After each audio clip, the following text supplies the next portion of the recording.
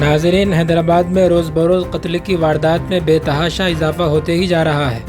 حیدرآباد میں کل رات دوہرے قتل کی ایک اور واردات رونما ہوئی ہے۔ فٹ پاتھ پر دو افراد سو رہے تھے، کسی نامعلوم افراد نے ان پر وزنی پتھروں سے حملہ کر کے قتل کر دیا، جس کے نتیجے میں ان دونوں کی موقع پر ہی موت ہو گئی۔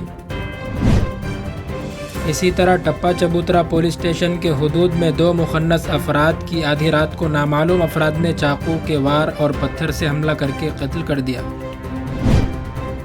اسی طرح شہر کے چادر گھاٹ علاقے میں آج دن دہاڑے ایک نوجوان کا سرعام بے دردی سے قتل کر دیا گیا۔ پولیس کے مطابق 30 سالہ یوسف نامی نوجوان کا چادر گھاٹ علاقے میں دن دہاڑے مہلک ہتھیاروں سے حملہ کر کے قتل کر دیا۔ قتل کی وجہ ناجائز تعلقات بتائے گئے ہیں۔